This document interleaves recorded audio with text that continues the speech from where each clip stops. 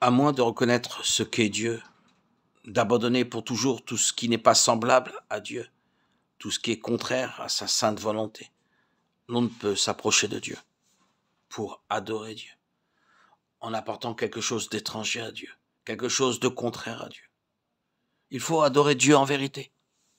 Il y a tant de choses fausses, tant de mensonges, tant de contradictions, tant de choses trompeuses et non réelles et apparentes dans notre nature humaine.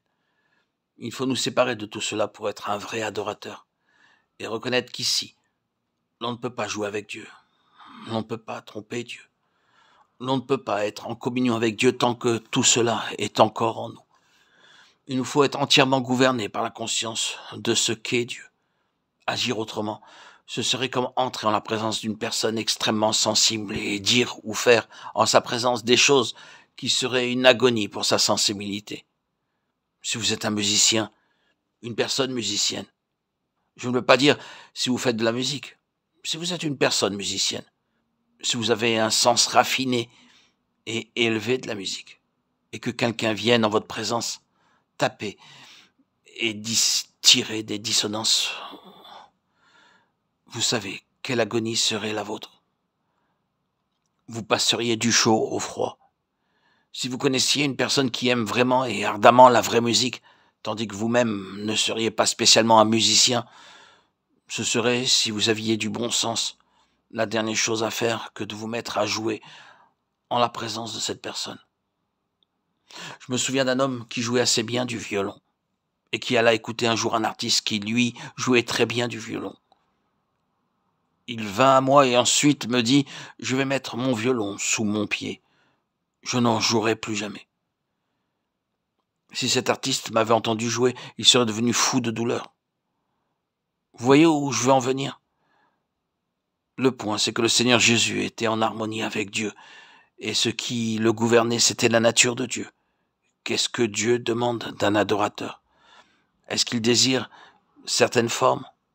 Le culte que le Seigneur Jésus apportait à Dieu, c'était celui d'une vie livrée en témoignage contre le péché. Souvenons-nous de cela. La mort du Seigneur Jésus a plusieurs aspects différents, mais celui-ci en est un très vital. C'était le don de sa vie en témoignage contre le péché. Il était impossible qu'il y ait communion avec Dieu tant qu'il y avait le péché. Et il y avait le péché. Qu'allons-nous faire à l'égard du péché? Nous ne pouvons pas purifier le péché. Il doit mourir. Or, puisque ce péché n'est pas une chose abstraite, mais que c'est l'homme qui est devenu péché, pour changer cette nature humaine de laquelle on ne peut ni arracher ni extirper quelque chose appelée péché, il nous faut une autre nature humaine dans laquelle il n'y a point de péché. Qu'est-ce qui nous arrive alors? Le péché ne sera pas arraché. C'est nous qui devons mourir pour que Christ prenne notre place. J'ai été crucifié avec Christ, ce n'est plus moi, c'est Christ. Oui, le culte du Seigneur Jésus, ce fut celui d'une vie donnée en témoignage contre le péché. Nous voyons l'effet de cela en Abel. Sans doute, Abel n'a pas donné sa vie. C'est en cela que le symbole est imparfait. Mais le principe est le même. La mort d'Abel a été un témoignage contre le péché. La voix du sang de ton frère crie. Nous voyons maintenant ce conflit. Le conflit est parfaitement clair.